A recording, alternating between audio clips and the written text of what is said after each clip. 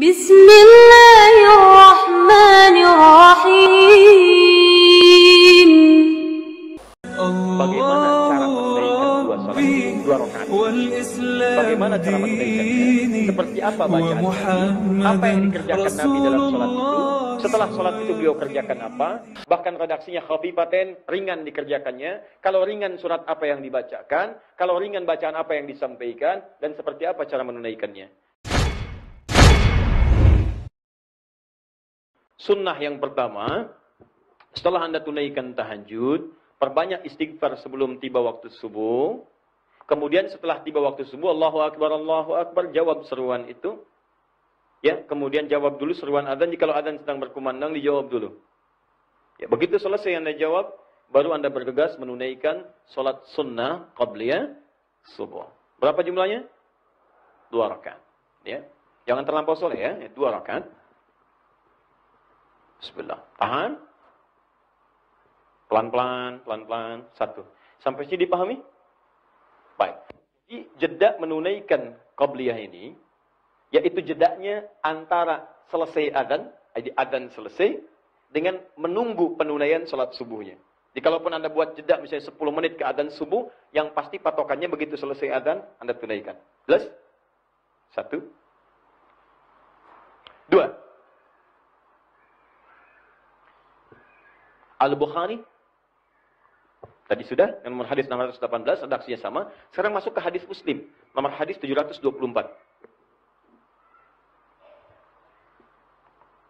Sudah?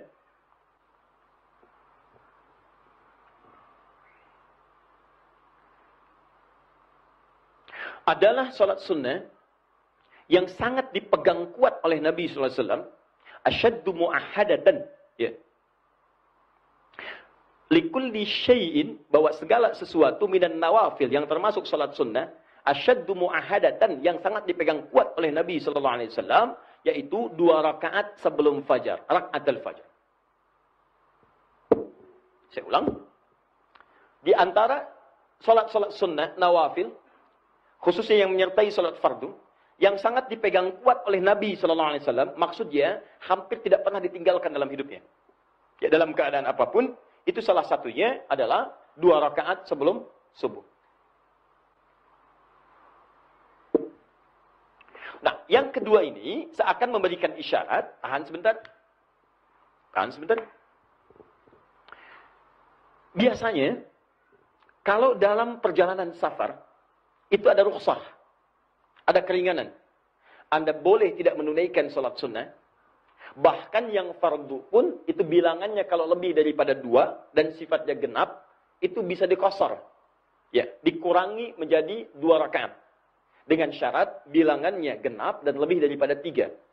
Kalau 2, tidak bisa kemudian dikurangi kembali. Misal, zuhur, asar, isya, 4, itu boleh jadikan 2. Maghrib 3, tidak bisa dibagi 2. Karena tidak ada orang sholat 1,5. Ya, 1 rakaat dan setengah lagi ruku, salam, tidak bisa. Maka yang bisa itu hanya zuhur, asar, kemudian isya. Jika Anda ingin mengurangi itu karena perjalanan tertentu, namanya dikosor. Saat Anda mengkosor itu, teman-teman sekalian, jadikan yang 4 jadi 2. Saat menjadikan 4 jadi 2 itu, bahkan Anda tidak menunaikan sholat sunnah pun tidak ada masalah.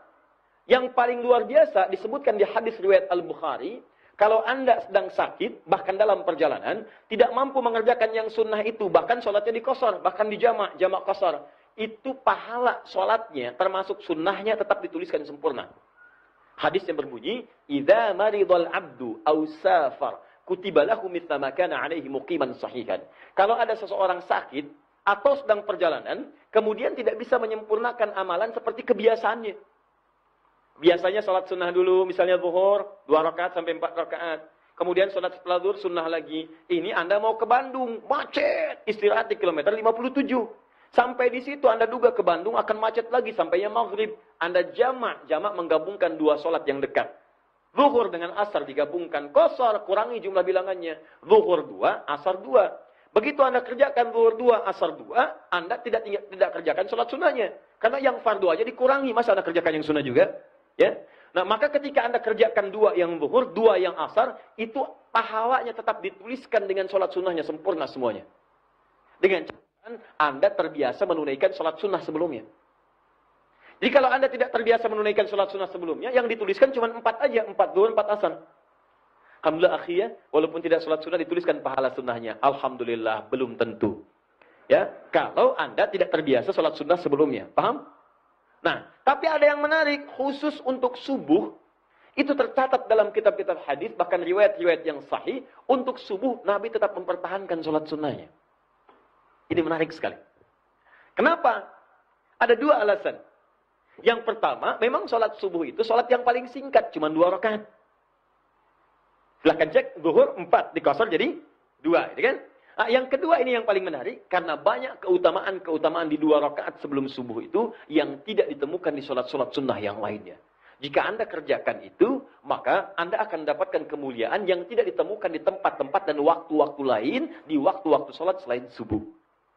Nah, apa 2 keutamaan ini, atau keutamaan-keutamaan dimaksudkan? Sebelum itu, saya garis bawahi dulu. Artinya, kalau Anda sedang berperjalanan pun, sedang di perjalanan, sedang safar dan sebagainya, masuk waktu subuh, saking lama 2 rakaat ini, Nabi menjaganya. Kalau memungkinkan mengerjakannya, maka jangan tinggalkan itu. Sekalipun hukumnya sunnah. Paham? Bisa di airport, sudah tiba subuh, Anda nunggu. Alih-alih Anda kerjakan sholat subuhnya terlebih dahulu, maka kalau memungkinkan waktunya masih ada, kerjakan 2 rakaat sebelum subuhnya. Plus, yang terakhir, ini kasus yang terakhir. Ini yang paling menarik.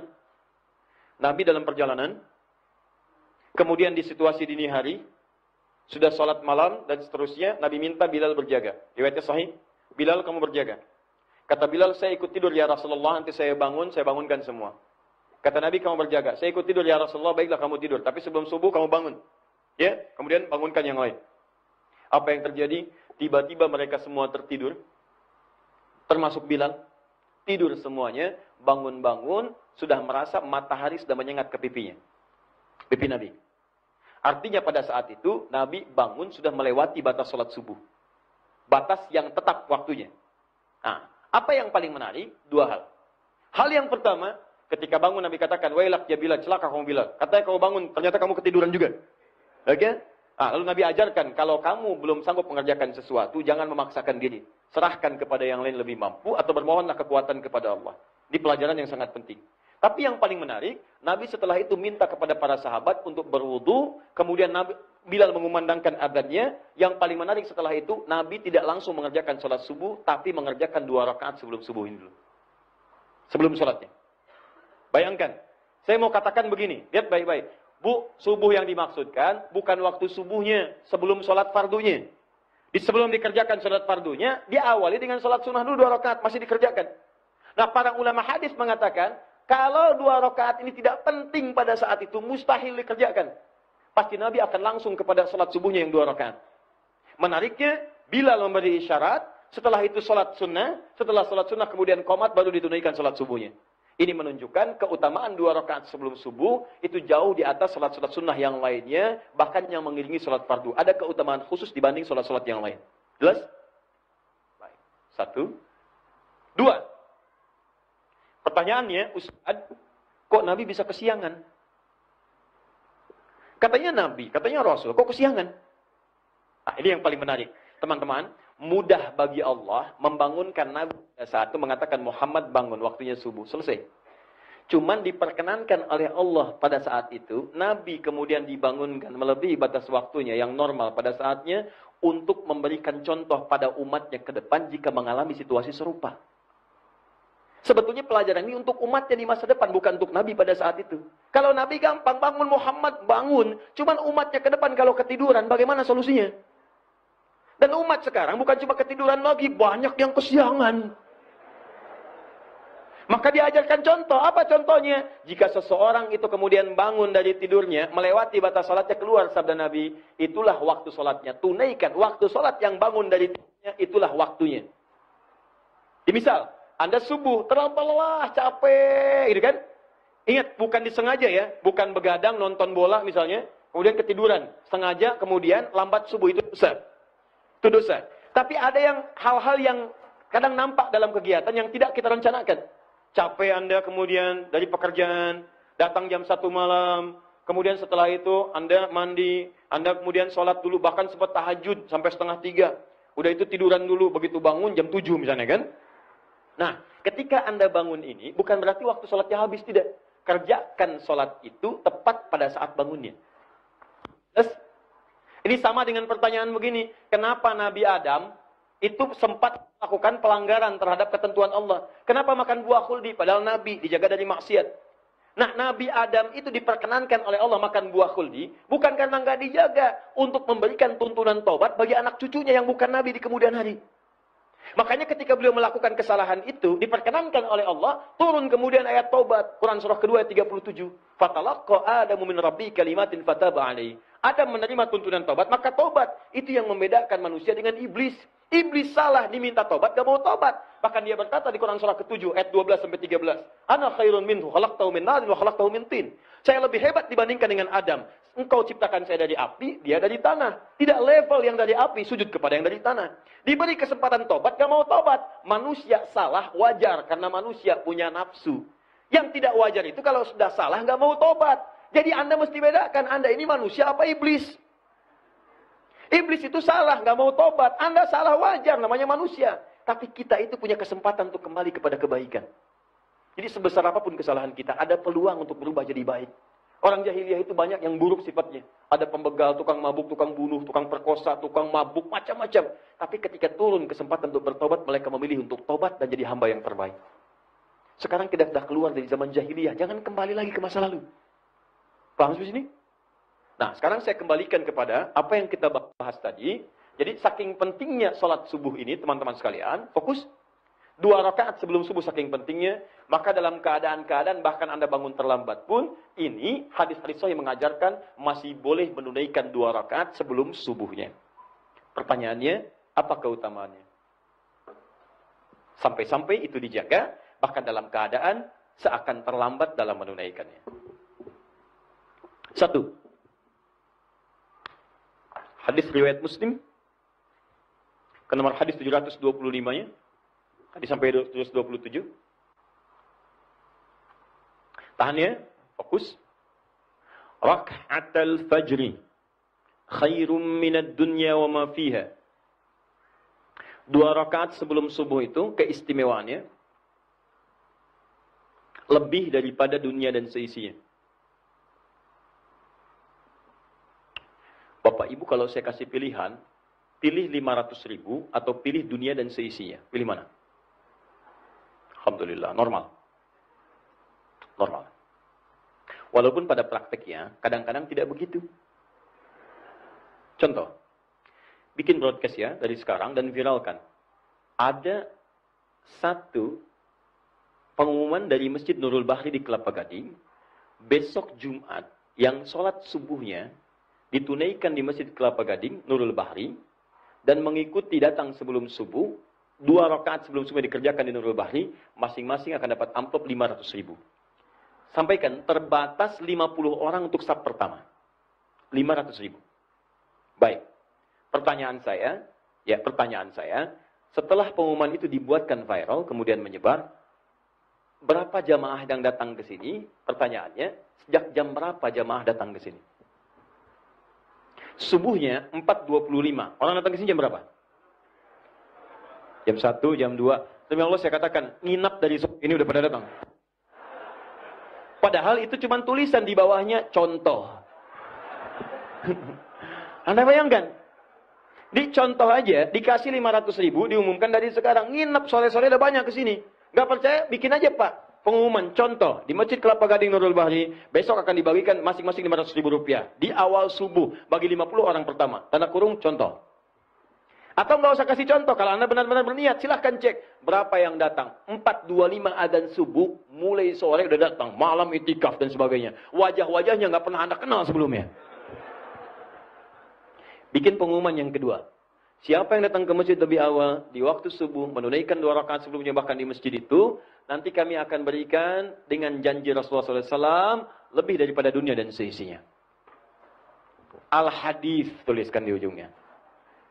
Pertanyaan saya, berapa yang datang ke masjid ini? Tuh, lihat tuh. Nah, sekarang, jadi Ustadz, yang dimaksudkan lebih daripada dunia dan seisinya ini apa? Apakah materi wujudnya, atau yang lain wujudnya? Nah, ini yang perlu kita sadari, sehingga kita punya pemahaman yang kuat tentang ini. Sampai-sampai Nabi pernah mengilustrasikan, kalaulah tahu tentang kemuliaan ini, bahkan orang akan mendatangi masjid atau sholat itu dengan merangkak. Merangkak itu ada dua pemahaman. Satu, saking padatnya orang datang sampai bergeraknya itu lambat. Ya, kan kalau orang lambat itu diilustrasikan seperti bayi yang merangkak, lambat geraknya, saking banyaknya, padatnya begitu. Ya. Yang kedua, ada yang mengatakan bahkan orang yang tidak mampu pun akan merangkak datang. Saking tahunya manfaat di balik itu. Yang pertama, yang dimaksudkan kata para ulama, makna yang pertama itu adalah terkait dengan pahalanya. Pahalanya itu lebih daripada dunia dan seisinya. Anda bayangkan nggak, teman-teman? Baca Quran aja, satu hurufnya 10 kebaikan. Infak paling minimal 700 kebaikan. Datang ke majelis ilmu, mendapatkan pahala 700 kebaikan. Tapi kalau 2 rakaat sebelum subuh, langsung jumlahnya lebih daripada dunia dan seisinya. Bukan 10, bukan 20, bukan 100, bukan 700. Lebih daripada dunia dan seisinya. Maksudnya, susah ngitungnya. Banyak ya? Banyak pahala.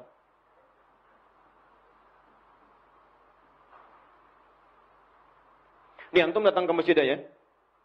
Niat untuk ta'lim sholat. Baru datang nih. Datang itu udah dapat 25. Hadis Muslim. Satu keduanya 500 tahun. Dua ketiga 500 tahun. Kemudian sholat. Kalau berjamaah 27. Kalau sendirian 10. 10 itu di Quran surah 6 ayat 160. Manja abil hasanati falau ashru amtaliha. 10 itu satu keduanya 500 tahun. Dua ketiganya 500 tahun. Kalau dilanjutkan dengan ikut ta'lim. Itu di riwayatnya Ibnu Abbas radhiyallahu ta'ala anhuma. Dapat lagi 700 kebaikan. Sampai antum pulang. 700 itu dilipat gandakan. Jarak satu keduanya 500 tahun. Jaraknya 500 tahun, satu keduanya. Dua ketiga 500 tahun, terus sampai akhir. Tapi kalau Anda menunaikan 2 rakaat sebelum subuh, itu pahalanya lebih daripada dunia dan seisinya. Langsung tanpa hitungan, saking banyaknya. Nah, apa pentingnya pahala ini? Kalau bicara pahala, bukan urusan dunia, nanti urusan akhirat. Itu menentukan di akhirat. Kalau nggak percaya, silahkan meninggal dulu, nanti akan kelihatan. Ya. Walaupun kita nggak bisa milih. Tapi yang mau saya sampaikan begini, pahala itu diantara manfaatnya, saat Anda kumpulkan lebih banyak, itu yang bisa menutup dosa sekaligus menaikkan Anda ke derajat surga paling tinggi. Karena rumus dosa dengan pahala itu begini. Anda dapatkan pahala, maka dosa akan ditutup dengan pahala itu. Ini di hadis Muslim, riwayat sahabat Abu Hurairah.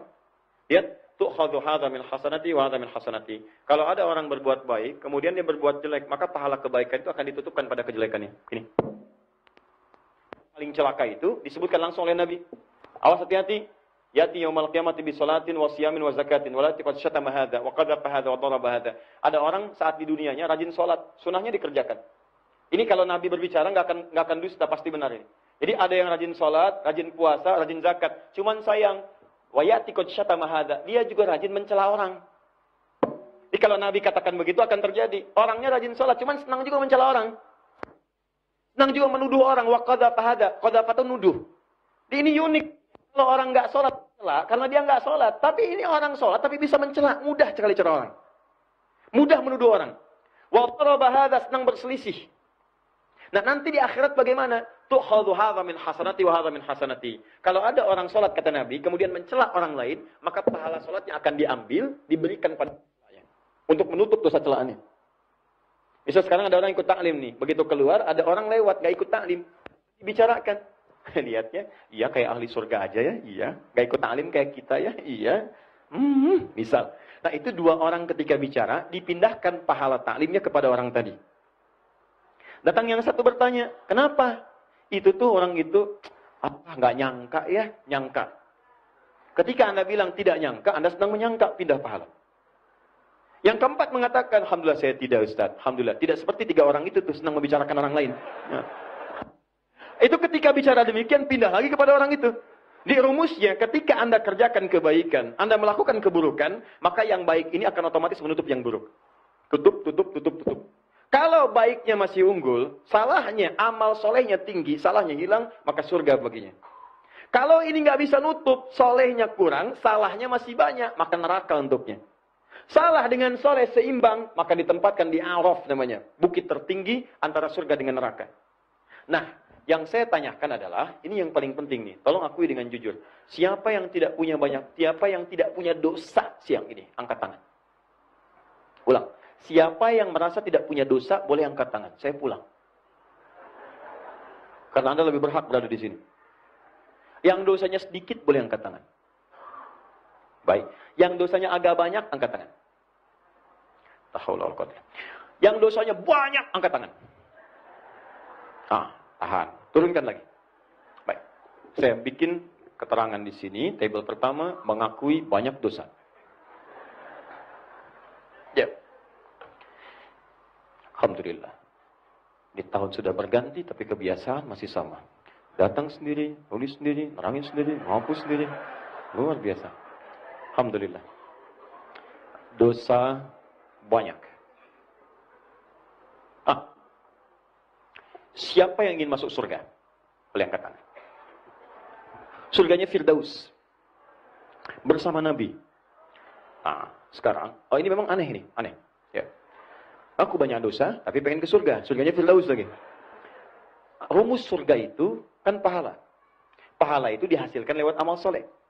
Karena itu ketika Allah menerangkan tentang surga, pertama kali dalam Al-Quran, di Quran surah kedua ayat 25, maka disebutkan iman dan amal soleh. Wabashiril ladzina amanu, berikan kabar pada orang-orang beriman itu, wa amilus shalihat, dan dia telah mengumpulkan pahala dengan amal soleh. Annalahum jannatin tajri min tahtihal anhar. Dengan amal soleh itu, maka kami siapkan surga terindah untuknya dengan segala keindahan di dalamnya. Pertanyaannya, lihat sini. Berarti untuk Anda masuk ke surga itu, Anda membutuhkan pahala. Sekarang pertanyaan saya, siapa yang sudah merasa terjamin masuk surga? Tidak ada yang merasa terjamin. Artinya, ini ada yang unik teman-teman sekalian. Saat bersamaan, Anda merasa dosanya banyak. Juga merasakan pahalanya belum cukup ke surga. Nah, yang jadi pertanyaan adalah, kan ini dunia akan kita tinggalkan, dan kita sadar itu. Kita akan wafat. Dan itu satu yang pasti, kita nggak bisa milih. Bisa sekarang, bisa nanti. Dan tidak harus kemudian ada kejadian tertentu, kalau udah tiba ajal itu datang. Mau ada tsunami, mau tidak, kalau ajal tiba, ya tiba, meninggal. Mau ada gempa ataupun tidak, kalau yang meninggal, ya meninggal aja. Dan kita tahu kapan itu. Anda umroh, aparat meninggal di tanah suci, tiba-tiba meninggal di tanah kusir. Bisa di tanah abang. Ya, kita nggak bisa pilih. Tapi yakinnya kita itu pasti wafat, kita meninggal. Pertanyaannya, saat pulang itu kan kita tahu sepakat, yang dibawa cuma satu, amal soleh, pahala ini. Nah pertanyaan saya, kalau Anda merasa pahala masih sedikit di sini, dan dosa masih banyak, maka bagaimana cara menutupnya? Sedangkan rumus ke surga itu kan ini mesti banyak, ini hilang. Ditutup nih. Jadi kalau sekarang kita yakin dosanya masih banyak, sementara pengen ke surga, pahala sedikit, nutupnya bagaimana? Maka dalam bab fikih ada satu amalan, ini indah sekali dalam kalimat Nabi. Maka Anda harus memburu dengan cerdas amalan-amalan yang saat dikerjakan pahalanya melimpah. Itu yang disebut dengan sedekah jariyah. Sedekah jariyah itu, sedekah itu bukan sekedar mengeluarkan uang, bukan. Jangan dibatasi dengan itu. Dalam bahasa fikih, kullu ma'rufin sedekah. Setiap perbuatan baik itu disebut sedekah. Salat sedekah, zakat sedekah. Karena itu zakat disebut dengan sedekah. Quran surah ke-9 ayat 103. Infak sedekah. Quran surah ke-2 ayat 264. Salat sedekah. Kemudian doa itu sedekah. Lakukan amalan-amalan. Tapi semua amalan ini ada rumusnya. Kalau Anda ingin mengerjakan satu amalan yang pahalanya melipat mengalir, kata Nabi, kerjakan yang jariyah. Ada sabitah, ada jariyah. Sabitah itu sekali dikerjakan seketika pahalanya selesai. Kalau jariyah dikerjakan pahalanya terus mengalir. Mengalir, mengalir. Bukan cuma menitipkan uang pada sesuatu. Anda punya 50.000, berikan pada orang lapar, berikan makanan. Begitu dia makan, tenaganya mengalir. Dipakai sholat, Anda dapat bagian pahala dari sholatnya. Tanpa dikurangi sedikit. Dengan uang yang sama, belikan mushaf. Belikan mushaf, berikan pada penghafal. Begitu dia ulang-ulang hafalannya. Hafal, baca. Kan penghafal Quran itu pasti bukan sekali baca. Akan terus-terusan. Dan tidak ada penghafal Quran, menghafal Quran cuma seayat. Baca surat aja enggak. Baca satu huruf aja apalagi. Enggak ada penghafal Quran, baca cuma satu huruf. Pahala Quran itu satu huruf, 10 kebaikan. Enggak ada penghafal Quran, baca Quran cuma sehuruf. Siapa yang infaknya ini? Itu tuh mushafnya dari Bapak Fulan. Dia mau udah banyak pahalanya, bacanya sehuruf aja. Nun, sudah. Ganti mushaf, gak ada. Dia pasti berulang-ulang. Dalikal kitabu, sampai hafal. Itu berapa kali dia ulang, berapa banyak pahala. Modalnya cuma 50.000. Kemudian yang paling menarik, maaf teman-teman, andainya wafat, mushafnya masih ada, dipakai orang lain lagi, Anda masih dapat pahalanya. Yang paling menarik, mushafnya udah hancur, tapi orang yang hafalnya masih hidup. Dia mengajar 100 murid, pahala dari 100 murid itu Anda dapatkan lagi. Berapa banyak modal? Cuma 50. Nah, ada yang tanpa modal, nggak usah bayar. Bangun Anda sebelum subuh, kerjakan 2 rakaat. Dapat pahala lebih daripada dunia dan seisinya. Cuman 2 rakaat modalnya. Maka ketika dapatkan itu, nih, dosa Anda seperti apa sih? Kalau dosa Anda sepenuh dunia, sepenuh bumi, kerjakan 2 rakaat sebelum subuh. Sepanjang bukan dosa besar. Sepanjang bukan dosa besar. Istighfar di situ, mohon ampunan, sujud dengan benar. Dan yang dimaksudkan sholat 2 rakaat itu bukan sekedar sholat. Ada nanti cara-caranya, itu yang akan kita bahas. Ada caranya, ada rukunnya, ada bacaannya, ada apa yang harus dimohonkan, apa yang kemudian harus ditepikan. Ada. Jika benar Anda kerjakan semua ini, maka diberikan oleh Allah lebih daripada dunia dan seisinya. Jadi kalau pahala ini diberikan, dosa Anda yang bertumpuk pada hari itu hilang beberapa bagian. Hilang. Apalagi saat mengerjakan amalan ini, Anda bertobat dari dosa-dosa yang pernah dikerjakan, termasuk dosa besar. Maka Anda berpeluang habis semua dosa itu. Dan mungkin seperti yang pernah terjadi di satu tempat. Ini viral kisahnya. Ya, Masya Allah, dia seorang yang sangat buruk perilakunya. Kemudian tiba-tiba dia pengen sholat.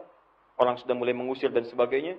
Kemudian dibimbing oleh seseorang, dari wudunya, dari sholatnya. Begitu dia sholat, ternyata wafat dalam keadaan sujudnya. Dan dia wafat dalam keadaan husnul khatimah. Jangan pernah nilai orang dari covernya, dari luarnya. Karena boleh jadi hati kecilnya ingin kembali kepada Allah. Begitu ingin kembali, maka Anda rangkul, ajarkan kepadanya. Begitu dia tobat, Anda mendapatkan bagian dari pahalanya. Kalau orang ini masih hidup, setiap dia beramal, Anda mendapatkan bagiannya. Qadar Allah, dia haji, Anda belum. Maka Anda mendapatkan pahala hajinya tanpa dikurangi sedikit pun. Indah. Paham ya? Nah, maka ini cara memahaminya begini. Makanya, kata Nabi, kalau orang tahu tentang ini, orang akan datangi itu 2 rakaat itu dengan membungkuk, dengan merangkak. Datangi. Karena tahu, ini peluang ini kalau nggak dapat sekarang, nunggu lagi besok. Dan besok itu belum tentu hidup. Itu masalahnya. Jadi kalau Anda sia-siakan yang sekarang, makanya setannya itu kadang-kadang demikian, Pak. Dipaksa nonton malam, begadang lewat, subuhnya lewat, 2 rakaat yang nggak dapat, dipaksa nunggu besoknya lagi. Sedangkan besok Anda belum tentu hidup. Ya, begadang jangan begadang lah, kecuali ada perlunya, kan? Nabi juga begadang, ya kecuali ada perlunya. Ada perlunya, silahkan diskusi dengan sahabat dan selesai, beliau istirahat. Jelas sampai sini? Nah, jadi kenapa ini sholat? Kita harus paham sampai ke titik ini. Sampai ke titik yang paling dalam. Kenapa dikejar? Kenapa masih ditunaikan? Kenapa seakan-akan terlambat tapi masih ditunaikan juga? Karena yang diburu bukan cuma 2 rakaatnya, tapi keutamaan di baliknya. Itu poinnya. 2, yang terakhir. Keutamaan kedua. Tahan sebentar ya, nanti saya berhenti 5 menit lagi. Yang kedua, kenapa 2 rakaat ini begitu diburu, padahal belum masuk kepada fardunya? Karena 2 rakaat ini ketika Anda kerjakan, di awal-awal waktu, saat azan selesai dikumandangkan, maka juga menjamin keberkahan dari Allah bagi pelakunya. Fi bukuliha. Kejar, kata Nabi SAW, ibadah sholat subuh itu sejak awal waktunya. Fi bukuliha. Awal waktu itu dimulai selesai azan berkumandang, kerjakan 2 rakaatnya. Maka orang yang mengerjakan ini, ada isyarat dari Nabi SAW, maka minimal aktivitas dia di hari itu akan dalam lindungan dan keberkahan Allah Subhanahu Wa Taala. Berkah itu artinya, ziyadatul khair, bertambah nilai manfaatnya. Ya, bertambah nilai manfaat. Di hari itu tidak dibimbing oleh Allah. Kalau bicara yang bermanfaat, kalau dapat rizkinya penuh dengan manfaat. Ya, maaf, kalau pakaian bisa menutupi aurat, kalau makanan membuat kenyang, walaupun menunya sederhana, tapi memberikan kenikmatan bagi pelakunya. Beda dengan orang yang tidak dapat berkah. Banyak menunya tapi nggak ada yang kemakan. Ya, pakaian banyak nggak ada yang kepake. Orang cari pakaian untuk menutup aurat, dia beli pakaian untuk membuka aurat. Aneh itu. Aneh sebetulnya. Dan yang paling aneh itu udah terbuka disobek-sobek juga. Kan prinsip pakaian itu dipakai untuk menutup aurat. Silahkan cek. Kuntilanak aja pakaiannya menutup aurat. Di film-film itu ada kuntilanak dan sebagainya nutup. Ya. Kemudian naik delman. Begitu naik delman diantarkan. Kemana? Pulau Gebang. Gitu kan? Nyampe di sana, bayar. Begitu jauh ternyata uangnya berubah. Jadi daun-daun pohon yang sudah kering. Ya, bilang tukang delmannya. Dasar kuntilanak. Baik lagi kuntilanaknya. Daripada Anda, bisa. Itu kisah orang-orang dulu. Nggak usah dimasukin, itu cuma selingan aja. Tapi mau saya sampaikan begini teman-teman sekalian. Maaf ya, ini kadang-kadang banyak logika yang terbalik. Orang pakai pakaian kan buat nutup, bukan buat dibuka. Kalau buat dibuka ngapain berpakaian? Kan sederhana cara berpikirnya. Anda beli pakaian buat nutup, bukan buat dibuka. Kalau buat dibuka, ngapain beli pakaian? Kalau cuma mau lomba-lomba buka pakaian, Anda kalah sama binatang. Karena hewan itu lebih jagoan, bahkan risi dipakein pakaian. Silakan Anda main keragunan. Monyet pakaiin pakaian risih. Kalau mau lebih tantangan, masuk kandang singa, pakaiin pakaian. Singa pakai sarung ya. Wah, kalau Anda nggak ditelan, wah, coba lihat. Risih. Ini Anda mau lomba, Anda nggak akan menang. Di prinsip pakaian dipakai buat nutupin aurat. Yang paling aneh udah dipakai, dibuka-buka. Ada yang disobek lagi. Ngapain dipakai? Jelas ya? Nah, ini ada sesuatu yang kayaknya harus dikembalikan kepada pemahaman yang benar. Nah, saya kembalikan ke sini. Prinsip sholat subuh itu, 2 rakaat sebelumnya, bukan hanya menghadirkan teman-teman sekalian, pahala yang begitu banyak, tapi keberkahan dalam beraktivitas. Nah, prinsip keberkahan itu bisa bergabung pada asas manfaat atau kebutuhan dalam penggunaan sesuatu. Ada orang semua yang diinginkan mesti dipakai, mesti dibeli. Ada orang apa yang dibutuhkan, itu yang diprinsip dalam kehidupan. Maka kalau Anda seperti itu, hidupnya akan enak. Haus itu butuh minum. Minuman apa saja yang halal dan baik, dia akan minum. Beda dengan orang, ada air bening, ada jus, ada. Tapi minta yang macam-macam. Saya pengen buah naga yang dari Hong Kong. Oh, silahkan sana. Jelas ya?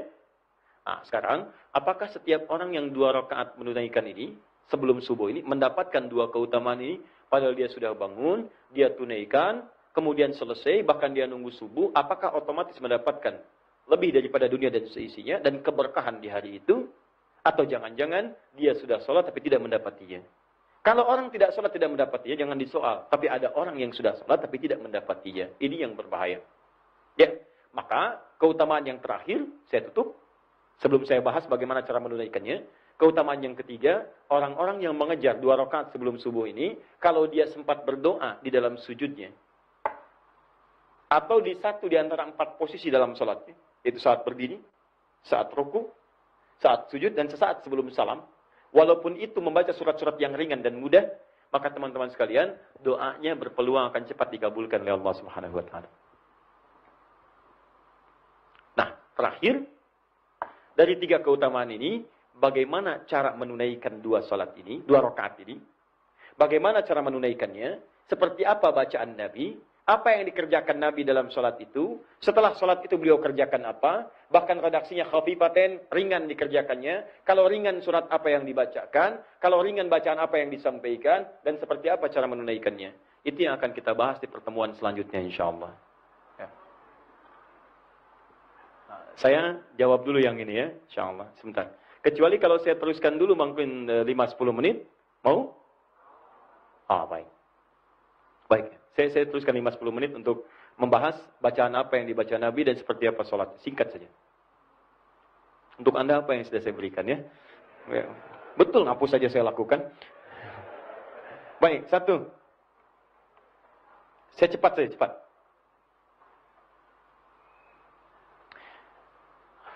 Yang dibaca oleh Nabi, redaksi hadisnya, raka'ataini khafifatain. Beliau kemudian menunaikan salat 2 rakaat yang ringan. Jadi kalau 2 rakaat ini tidak usah panjang-panjang, ringan. Jumlahnya 2 rakaat.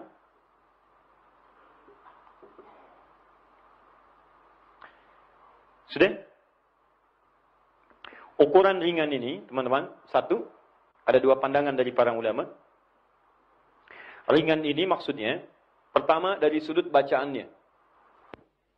Kata para ulama, itu lebih ringan atau lebih sedikit ayatnya dibandingkan dengan surat-surat yang biasa dibaca oleh Nabi dalam kesempatan salat fardu. Ya. Kalau baca Nabi itu salat fardu, itu rata-rata 100 ayat, kan? Maka yang dimaksud ringan itu di bawah 100 ayat. Itu sama. Kok ketawa? Baik. Nah, ada yang kedua, langsung merinci. Bertanya, jadi kalau di bawah 100 ayat itu, spesifikasinya berapa tepatnya? Apakah 99, apakah 90 ayat, dan sebagainya. Nah, ada yang menemukan langsung kepada detailnya. Di rakaat pertama, paling ringan, Nabi membaca surah Al-Kafirun. Qul ya ayyuhal kafirun. Jelas? Yang kedua, beliau membaca surat Al-Ikhlas, rakaat yang kedua. Al-Ikhlas. Ini yang pernah paling ringan didapati.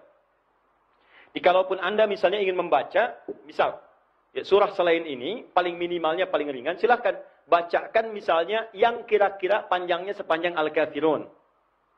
Ya, rakaat kedua yang sepanjang Al-Ikhlas misalnya.